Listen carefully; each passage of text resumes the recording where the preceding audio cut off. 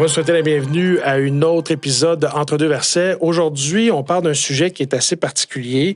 C'est pas quelque chose qu'on discute à tous les jours. En fait, on parle de l'éternité, donc vivre dans l'éternité. Puis dans une perspective biblique, c'est quand même assez particulier. D'emblée, peut-être que ce serait intéressant de commencer avec un texte biblique. Donc, mais avant, peut-être faire la politesse de vous saluer. Bonjour, Mélodie. Allô? Je veux dire, I came out of the gate running, comme on dit en anglais. On n'a pas une éternité pour nous saluer. Là, oui, c'est ça. Bonjour, Alberto. Salut. Eliana. Salut. Donc, je pense que je suis parti là, tout feu, tout flamme, parce que c'est un sujet que je trouve super intéressant. On va aller dans l'Évangile de Jean, chapitre 17, le verset 3. Donc, Jean, chapitre 17, verset 3, si quelqu'un voudrait le lire, là, ce serait très apprécié. Puis, ça va être peut-être l'occasion là, d'ouvrir la discussion. Jean, chapitre 17, le verset 3.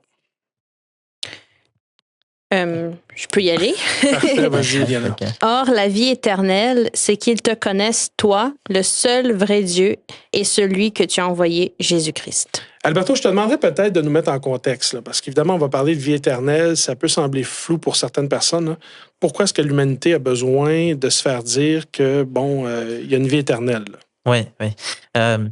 Pourquoi on a besoin de se faire dire ça? C'est que c'est inné en nous. Peu importe dans quelle culture, peu importe la croyance à laquelle on adhère, cette idée de vouloir vivre pour toujours est toujours là. On a en nous la pensée de l'éternité. Est toujours présente. Même pour ceux, par exemple, qui pensent qu'il n'y a rien après la mort, par exemple. Quelqu'un qui dit, bon, quand on meurt, ça s'arrête là. Juste notre souffrance qui est attachée à est une preuve ou est un indice que finalement, on n'est pas fait pour ça. Pour exister un laps de temps, 50 ans, pour ceux qui sont chanceux, 60 ans, 70 ans. Et après, c'est fini. Oui, puis après ça, c'est fini. Pourquoi alors la douleur? C'est quelque chose qui vient déjà là nous rappeler que c'est inné en nous de vouloir vivre plus longtemps. Après ça, on a toutes sortes de croyances, des personnes qui, quand on meurt, c'est pas la fin.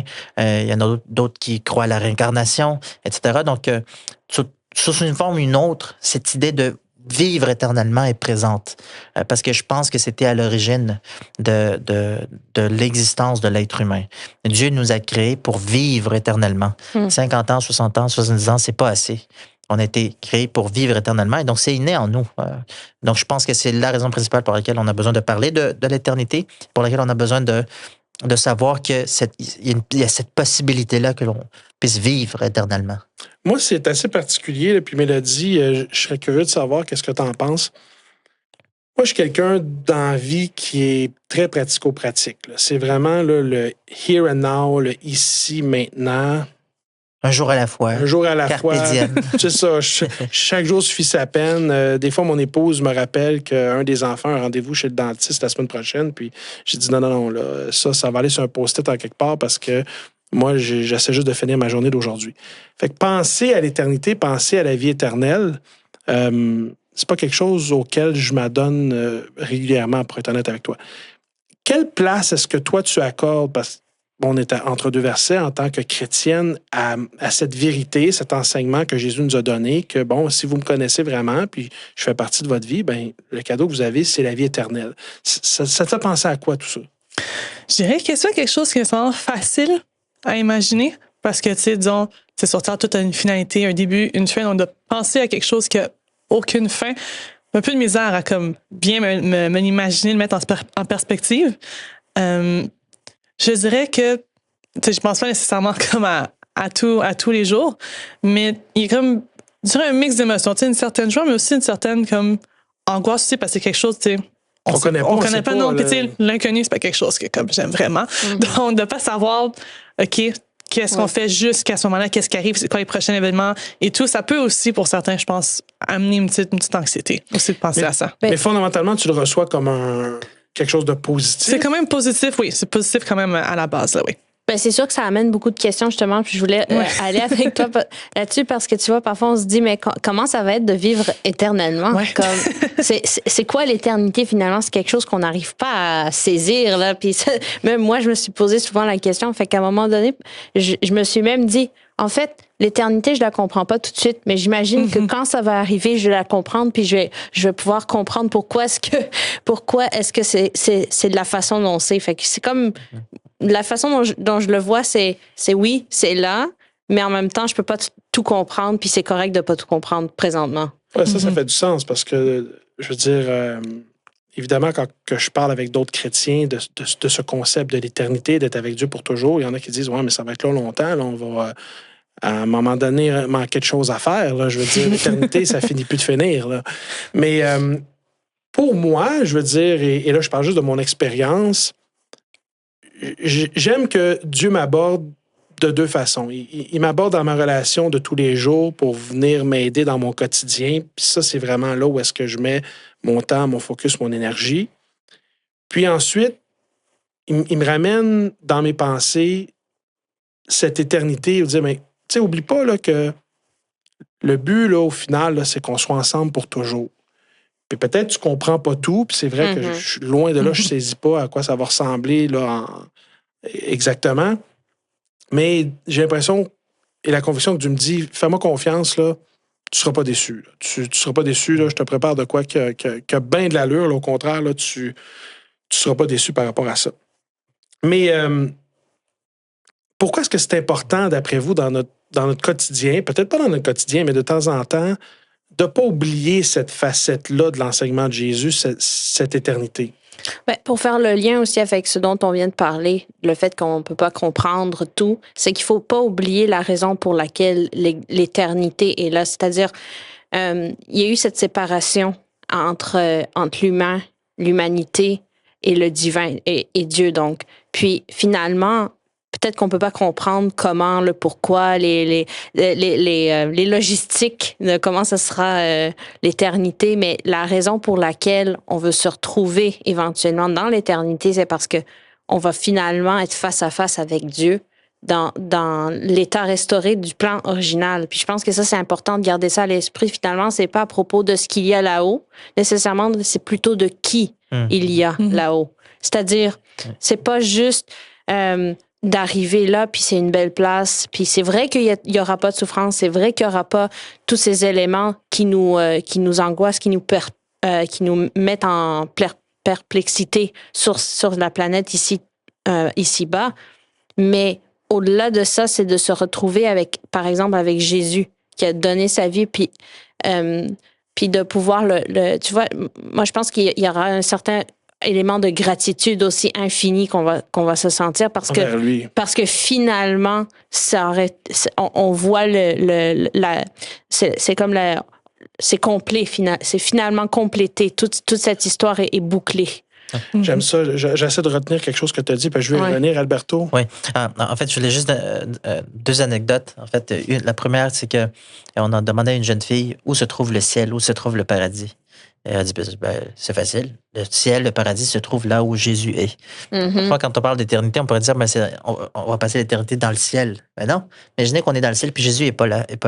On va être comme les disciples. On est mieux d'être ailleurs. Donc, finalement, l'objectif final de vivre cette éternité, c'est de vivre avec Dieu. Puis on sait qu'on va continuellement être en train de grandir. Même ici, sur cette terre, on a de la misère à comprendre le cerveau humain. Et puis c'est parce que Dieu l'a créé assez complexe. Et puis au ciel, alors, ça va se développer encore plus. On sera toujours en croissance. Il y avait une autre anecdote que je partageais, pas une anecdote, mais quelque chose que j'ai vécu quand j'étais à l'université. J'avais des enfants, des préadolescents, c'est des enfants entre 10, 12 ans, 13 ans. Et j'aurais posé la question, décrivez-moi le ciel pour vous. On va créer ensemble, on va créer le ciel. Là, tu en as un qui avait besoin de ses jeux vidéo. Tu en avais un autre qui avait besoin de son sport préféré. Puis tu avais quelqu'un d'autre qui avait besoin de ci, de ça. Fait qu'on a fait un ciel excellent. Puis à la toute fin, je leur ai dit, mauvaise nouvelle. Je dis, le ciel ne sera pas de même.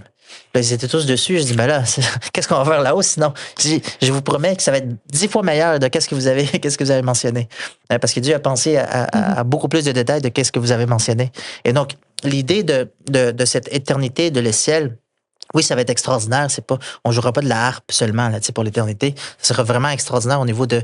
Si nous, êtres humains ici, on est capable de faire plein d'activités Et parfois même, on manque de temps pour faire toutes ces activités-là. Ben, au ciel, l'éternité sera... On manquera de temps, je pense, pour l'éternité pour faire toutes ces activités-là. Ça me rassure, qu'est-ce que tu dis, Alberto, parce que moi, je suis... Bon, vous avez le droit à à ce que vous aimez et ce que vous aimez pas. Là, moi, je suis pas un grand fan de harpe. Là. Désolé de faire de la peine à qui que ce soit qui nous regarde ou qui nous écoute. Là. Ça me rassure que tu me dises qu'on fera pas ça de nos journées pendant l'éternité. Ouais.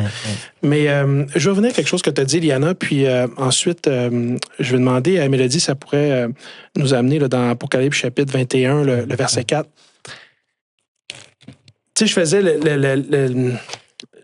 je parlais du fait que moi, c'est beaucoup dans mon quotidien, mon ici et maintenant, versus, je pense pas beaucoup à l'éternité, mais en fait, tu as mentionné que la raison de tout ça, c'est avec qui on va être. Puis si tu me demandais aujourd'hui, ben, ça serait quoi la pire chose qu'on pourrait t'enlever? Bon, bien évidemment, je parlerais de mon épouse, je parlerais de mes enfants, ça va de soi, là. Puis je veux pas que personne soit offensé dans mes propos, mais la chose auquel je tiens le plus aujourd'hui dans mon quotidien, c'est ma relation avec Jésus. Puis c'est cette paix que j'ai de Jésus dans mon contact avec lui.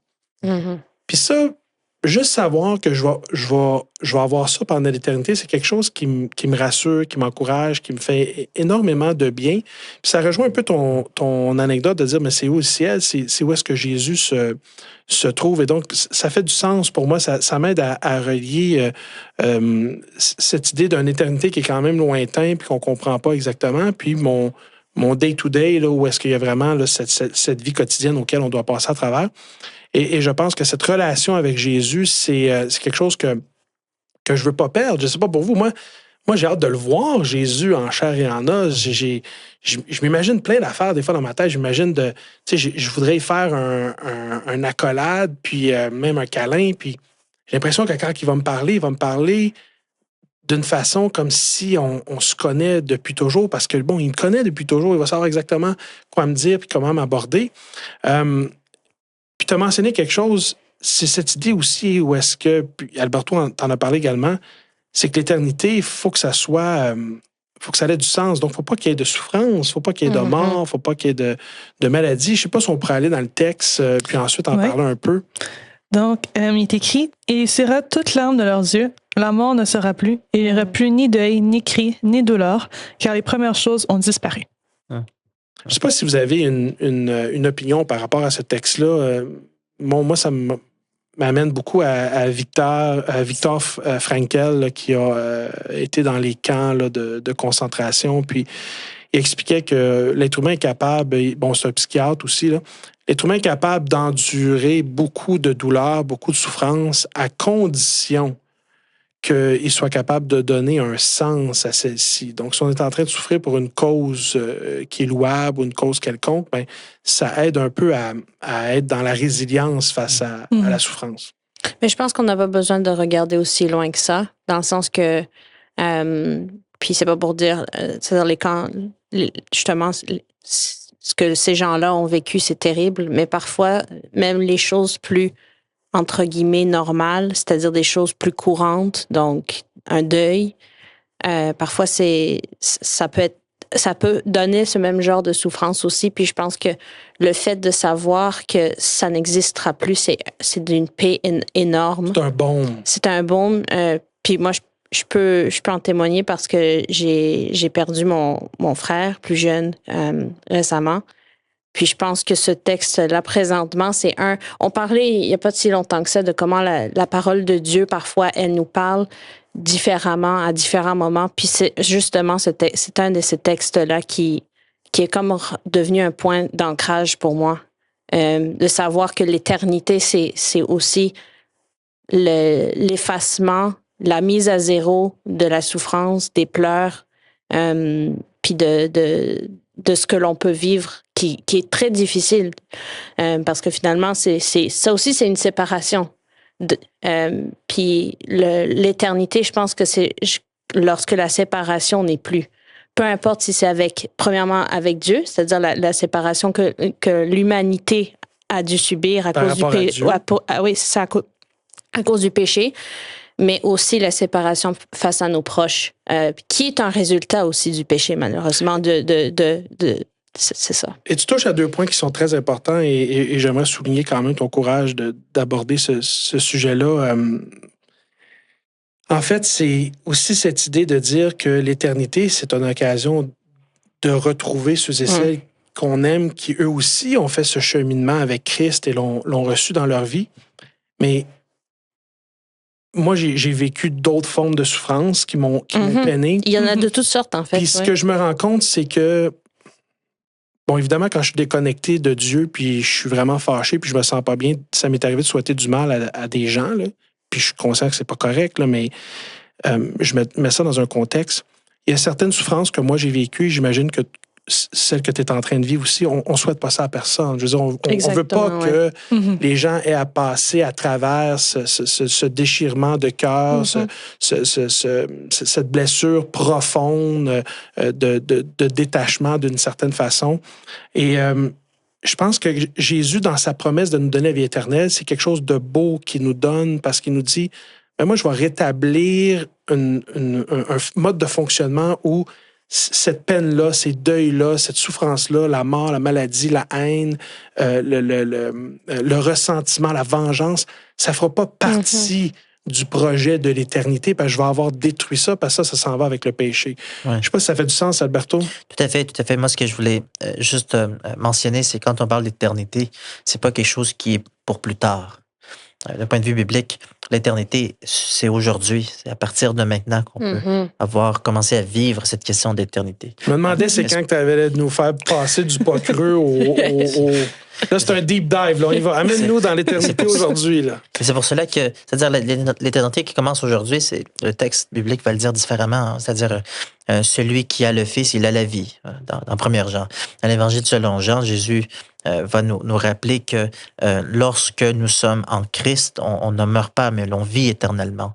Donc, on a la vie éternelle maintenant si on a accepté Christ comme Sauveur et Seigneur de notre vie. Oui, c'est ça. Donc, et c'est pour cela qu'il y a beaucoup d'autres textes qui vont nous inviter à dire, écoutez, regardez le monde dans lequel vous êtes en train de vivre. Ce qui est là est éphémère. Ce qui est là c'est passager. N'existera plus. C'est passager, donc ce n'est pas éternel. Et c'est pour cela qu'on est invité à accorder de la valeur à ce qui est éternel, à ce qui sera là pour toujours. Donc, les êtres chers, la famille, etc., etc. Donc, des bonnes valeurs qui seront là pour toujours. Donc l'éternité, c'est quelque chose qu'on peut commencer à vivre aujourd'hui. C'est intéressant parce que moi, je pense que quand on pense à l'éternité, je ne peux pas penser à des millions puis des millions d'années vers le futur, mais plutôt un jour à la fois aujourd'hui. Ce sera pas, je pense pas jusqu'à quel point ce serait différent au ciel au niveau de ces cycles-là. Peut-être qu'on ne tiendra plus compte du temps, peut-être que oui. Mais ce qui est intéressant, c'est de savoir que à chaque moment, que ce soit maintenant ici-bas ou pour l'éternité après le péché, après tout ça, on sait qu'il y aura toujours quelque chose qu'on va être en train d'apprendre, qu'on va être en train de partager, d'enseigner, etc. Parce que nous sommes des êtres intelligents. Dieu nous a créés ainsi. Les anges, c'est la même chose. Hein? C'est pas juste... peut-être la perspective du ciel qu'on a aujourd'hui est totalement différente de ce que ça va l'être. Dieu même, il nous dit, écoute, pense à qu'est-ce que je peux faire pour toi. Puis ce à quoi tu vas penser, ce à quoi tu vas imaginer, ça n'arrivera même pas à la moitié de ce que moi j'ai préparé pour... Je suis d'accord avec toi qu'on n'est pas capable de s'imaginer qu'est-ce que ça va être. Mais on a quand même certaines balises. Moi, il y a des textes... Tu as fait allusion au temps. Je veux dire, je sais pas, bon... Je ne vais pas rentrer dans un débat, je pense que tu es d'accord avec moi. La question du temps, pour moi, il y a des textes qui nous disent que sur la Nouvelle Terre, le sabbat, on va aller devant Dieu, l'adorer. Et nécessairement, le sabbat, ça s'inscrit dans un cycle de temps. On fait aussi allusion par rapport à des astres. Donc, évidemment, tout ça, ça s'inscrit dans un cycle de temps. Il y a des choses qui, pour moi, sont très concrètes par rapport à l'éternité sur cette nouvelle terre que Dieu va recréer. On parle de cette nouvelle Jérusalem, cette cité que Dieu construit. Il y a des références même à des animaux. À un repas. Oui, à un repas, à de la végétation. On est capable aussi d'entretenir une relation. Évidemment, on comprend qu'on va avoir des corps que la Bible dit glorifiés et tout. Il y a des choses qu'on ne peut pas tout à fait expliquer. Puis je suis d'accord que bon, l'apôtre Paul a dit que, bon, l'œil a ni vu, l'esprit n'a point conçu, n'est point monté au cœur de l'homme ce que Dieu a préparé pour ceux qui l'aiment. Fait que je comprends qu'on est limité dans notre capacité cognitive à s'imaginer le ciel, mais moi, en tout cas, personnellement, j'ai besoin que ça soit au minimum un peu concret, là. Tu sais, je veux pas avoir l'impression là, que je suis une espèce d'esprit déambulant là, dans l'univers, puis ça fait pas de sens. Mélodie, si tu pourrais nous amener dans Jean chapitre 14, là, je sais que je m'en prends beaucoup à toi aujourd'hui pour les lectures là, de Bible, là, c'est quand même assez facile, tu es juste devant moi. Là. Jean chapitre 14, versets 1 à 3. J'aimerais qu'on prenne un moment pour commenter ce texte, parce qu'évidemment, on a un objectif visé, puis j'apprécie le propos d'Alberto, on a un objectif visé. La vie éternelle, en fait, c'est pour aujourd'hui. Il y a quand même un événement transformateur qui va se produire à la seconde venue de Jésus et ensuite, là, au niveau de la chronologie. Il faut quand même qu'il y ait, j'imagine, une forme de préparation là, dans tout ça. Là. Jean chapitre 14, versets 1 à 3. Oui, il est écrit « Que votre cœur ne se trouble pas. Croyez en Dieu, croyez aussi en moi. Il y a beaucoup de demeures dans la maison de mon Père. Sinon, je vous l'aurais dit, car je vais vous préparer une place. Donc, si je m'en vais et vous prépare une place, je reviendrai et je vous prendrai avec moi, afin que là où je suis, vous y soyez aussi. » Je serais curieux d'avoir un peu, là, on parlait là, de cette idée que c'est concret. Et là, on est dans les paroles même de Jésus. Je voudrais avoir un peu vos opinions, vos premières idées, vos premières pensées par rapport à ce qui vous vient à l'esprit selon ce texte. Ben, en premier, c'est vraiment comme une promesse qui fait que je vais revenir vous chercher.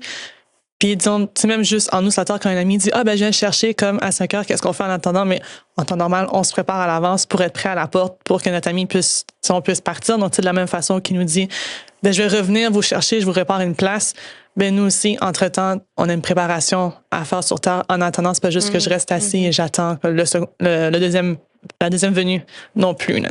Mais ça ressemblerait à quoi pour toi, Mélodie, dans un contexte où tu dis « Bon, je sais que Dieu est en train de faire ce qu'il a à faire là où il est. » À un moment donné, il nous dit qu'il va revenir. Puis moi, dans cette période d'attente, j'ai une vie à vivre. Se préparer à rencontrer Dieu d'une certaine façon, là, c'est bizarre, hein, parce que c'est quasiment on touche à la mort. Je me dis, se préparer à rencontrer Dieu, ça ressemble à quoi pour toi, se préparer en vue de savoir que, éventuellement, il y a une finalité à tout ça? Se préparer, ça peut être aussi simple comme de lire sa Bible à tous les jours, de bâtir une relation avec Jésus, que ce soit à travers la prière, d'être avec d'autres personnes qui sont chrétiennes aussi, de passer du temps ensemble en attendant que pour vraiment avoir une foi plus solide. Je dirais ça, c'est peut-être quelques petits exemples. Je ne sais pas si les autres en ont d'autres à ajouter à ma liste. J'aimerais retourner sur le verset 1 oui, le verset 1, que votre cœur ne se trouble point. Croyez en Dieu et croyez en moi. Donc, premièrement, dans l'attente de fixer notre regard sur Dieu, sur Jésus, parce que, surtout dans notre préparation, justement, parce que il peut y avoir des choses qui peuvent se passer autour de nous entre-temps, ou parfois des moments difficiles qui peuvent peut-être venir nous faire peut-être douter ou avoir des questionnements sur finalement, est-ce qu'il y a quelque chose qui s'en vient? Pourquoi est-ce qu'on doit se préparer entre-temps? Mais c'est plutôt une façon de dire, calmez-vous, faites confiance. Ne laissez pas votre cœur, vos émotions se faire brasser par tout ce qui se passe autour de vous, parce que dans l'attente, dans ces moments où vous attendez, vous pouvez vous fixer sur moi, vous ancrer en moi, parce que moi, je vous prépare une place. Fait que c'est comme un peu une assurance que moi, je fais de quoi, puis toi aussi, tu peux faire de quoi pour ça. J'aime la perspective que vous abordez. En fait, l'idée, ce que j'entends, Mélodie, c'est de dire, dans ce que Jésus dit, c'est qu'à un moment donné, il va revenir. Moi, ma responsabilité dans tout ça, c'est de rester connecté à lui, développer ma relation avec lui par la lecture de la Bible, par la prière, aussi faire partie d'une communauté chrétienne élargie qui m'aide à grandir, à me développer. Ces choses-là sont importantes.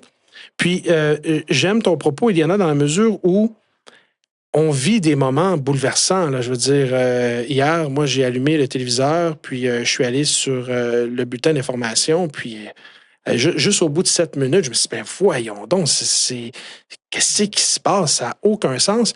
Mais en même temps, ça peut être anxiogène d'être confronté à toute la difficulté humaine.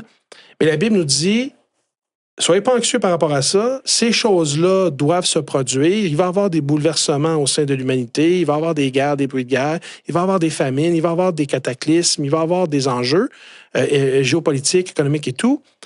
Je suis au contrôle de tout ça, mais à un moment donné, je vais revenir, puis on va faire un reset par rapport à tout ce qui ne va pas. Alberto, je ne sais pas comment tu te situes par rapport à tout ça quand tu prends un pas de recul puis tu regardes le big picture. Oui.